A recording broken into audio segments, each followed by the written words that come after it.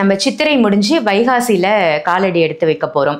So இந்த வைகாசி முதல் நாள் என்ன மாதிரியான மங்கள பொருட்கள்லாம் வாங்கணும், வீட்டில் நம்ம எப்படி வழிபாடு செய்யறது, ஏற்ற வேண்டிய தீபம் இந்த நாள்ல நம்ம ஏற்றக்கூடிய தீபம் அப்படின்னு பார்த்தீங்கன்னா, வீட்டில் அந்த மாதிரி ரொம்ப யோசிக்க வேண்டாம். திரி பச்சை திரி போட்டுக்கலாம். எண்ணெய் நெய் எண்ணெய் நல்ல எண்ணெயோ மற்ற எண்ணெய்களோ அன்னைக்கு பயன்படுத்துறதை விட்டு மாதத்தை நல்லபடியாக நம்ம பயன்படுத்திக்கணும் அப்படின்னா இந்த ஒரு சின்ன டிப்ஸை நம்ம ஃபாலோ பண்ணால் போதும். அது போலவே முதல் செலவாக எப்பவுமே மாதத்தின் முதல் நாள் முதல் செலவு நம்ம பண்ணுறோம்னா இந்த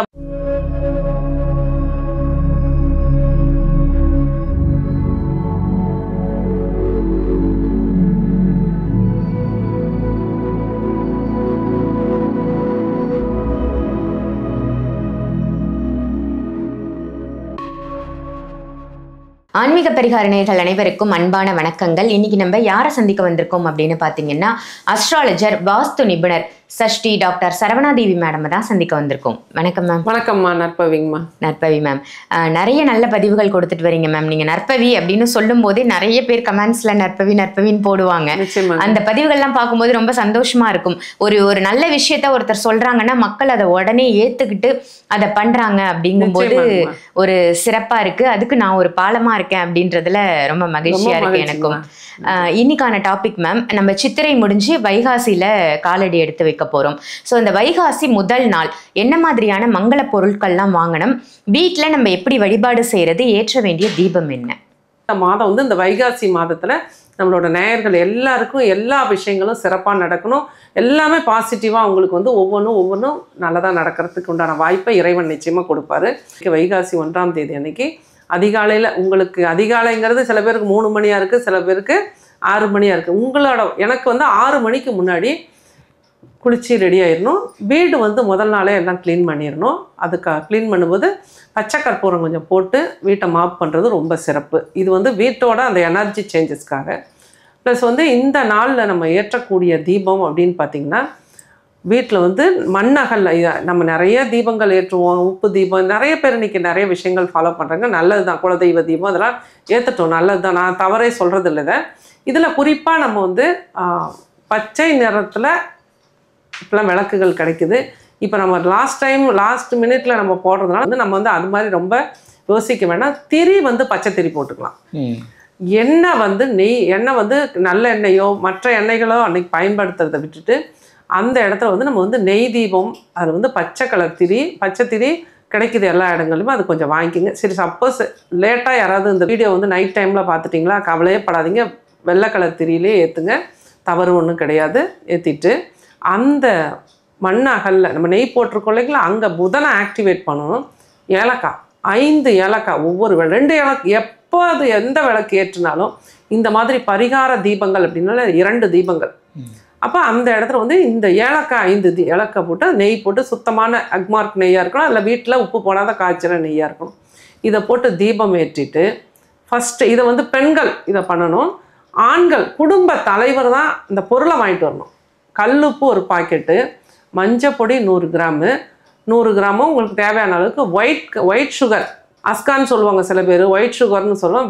வெள்ளை நேரத்தில் நம்ம டீ காஃபிக்கெலாம் பயன்படுத்தக்கூடிய சர்க்கரை. இது நமக்கு தேவைக்கு தகுந்த மாதிரி இதை வாங்கிட்டு பூஜை ரூமில் வச்சிடணும். மகாலட்சுமி ஃபோட்டோவுக்கு இது அன்று முழுவதும் இருக்கணும். பிறகு அடுத்த நாள் நம்ம பயன்படுத்திக்கலாம். இதை மட்டும் ஏற்றிட்டு எனக்கு அது வேணும் இது வேணும்னு எதையும் இறைவன்கிட்ட கேட்கக்கூடாது. இந்த மாதம் முழுவதும் நீங்கள் ஒரு டார்கெட் வச்சுருங்க.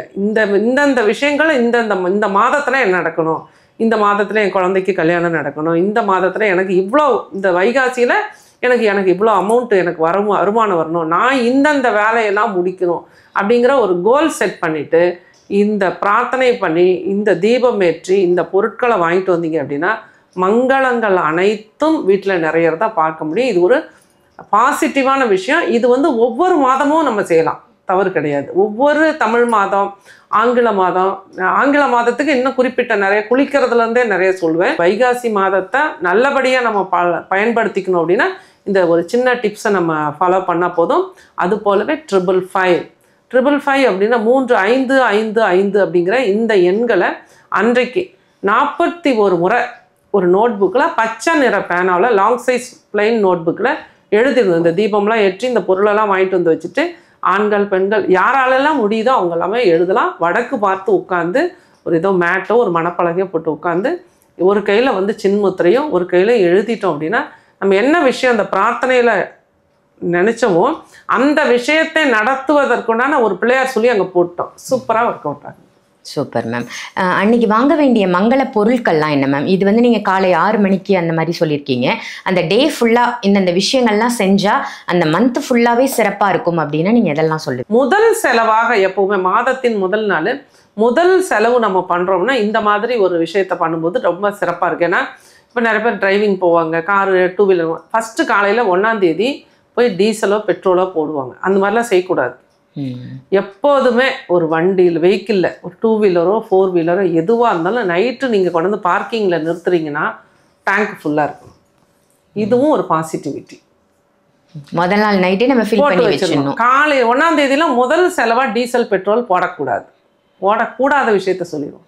இதெல்லாம் நல்ல மங்கள பொருட்களை வீட்டுக்கு தேவையான பொருட்களை வாங்க, மளிகை பொருட்கள் வாங்க. குழந்தைங்களுக்கு ஏதாவது புக்ஸு பென்னு இந்த மாதிரி வாங்க. இல்லை நீங்களே கூட ஒரு நல்ல ஒரு ஆன்மீக புக்ஸு எவ்வளோ விஷயங்கள் இன்றைக்கி வந்து கந்தசஷ்டி கவசம், அபிராமி அந்தாதி இந்த மாதிரி புக்ஸ்லாம் குட்டி குட்டி புக்ஸ் ஏதாவது ஒன்று வாங்குங்க. இதெல்லாம் ஒரு நல்ல மங்களத்தை குறிக்கக்கூடியதாக இருக்கும். வீட்டில் நல்ல தீபம் ஏற்றி நல்ல பூஜை ரூம்லாம் நல்லா க்ளீன் பண்ணி பெருமாளுக்கு வீட்டில் இருக்க பெருமாள் ஃபோட்டோவுக்கோ அல்லது கோவிலுக்கோ போயிட்டு பெருமாளுக்கு துளசி வாங்கி கொடுங்க. பெருமாள் கோவிலுக்கு போயிட்டு வாங்க. இதெல்லாம் ரொம்ப ஒரு பாசிட்டிவிட்டி கொடுங்க. எல்லாம் ஆலயங்களில் தான் இந்த வைப்ரேஷன்ஸ் அதிகமாக இருக்கும். அங்கே நம்ம போய் அமர்ந்திருக்கும் பொழுது வந்து நம்மளோட சக்ராஸ் வந்து அந்த பாசிட்டிவ் எனர்ஜி வந்து அப்சர்வ் பண்ணும். அப்சர்வ் பண்ணும்போது இப்போ நல்லா சிந்திக்கிற திறனே இல்லை, ரொம்ப கவலையோடு இருக்கும், ஒரு புத்துணர்ச்சியே இல்லாத இருக்கோம், நம்மளோட ஆஜினா ஃபஸ்ட்டு அதை அட்ராக்ட் பண்ணும். அட்ராக்ட் பண்ணும்போது நமக்கு வந்து நம்ம ஜெயிச்சிடலாம், நம்மளால் முடியும் அப்படிங்கிற அந்த பாசிட்டிவிட்டி நமக்கு வந்துடும்.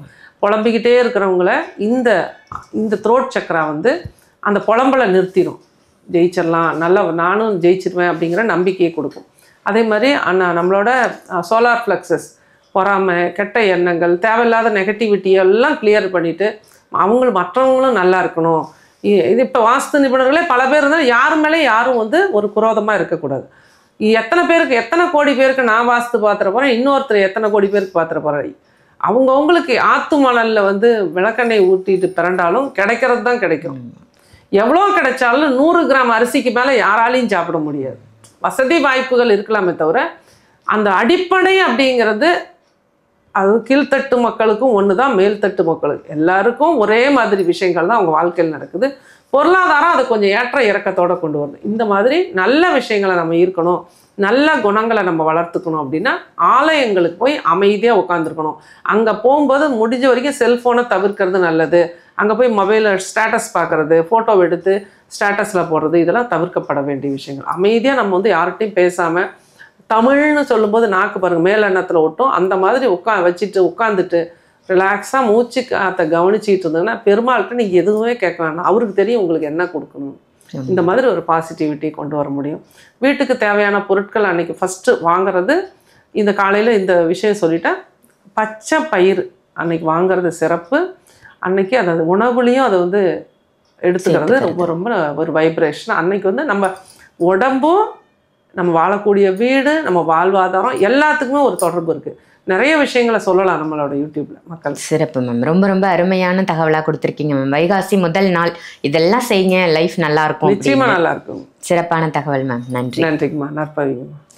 இந்த பதிவு உங்கள் எல்லாருக்கும் பயனுள்ள பதிவாக அமைஞ்சிருக்கும் அப்படின்னு நினைக்கிறேன். இந்த பதிவு உங்களுக்கு ரொம்ப பிடிச்சிருந்ததுன்னா இதை மற்றவங்களுக்கும் ஷேர் பண்ணுங்கள். மறக்காமல் ஆன்மீக பரிகாரம் இந்த சேனலை சப்ஸ்கிரைப் பண்ணிக்கோங்க. அதே மாதிரி சரவணாதேவி மேடமை நீங்கள் நேரில் சந்திக்கணும் அப்படின்னு நினச்சிங்கன்னா வீடியோவில் தெரியிற நம்பருக்கு கால் பண்ணி அப்பாயின்மெண்ட் வாங்கி கன்சல்டேஷன் நேர்லேயும் பார்த்துக்கலாம், ஆன்லைன் கன்சல்டேஷனும் இருக்குது.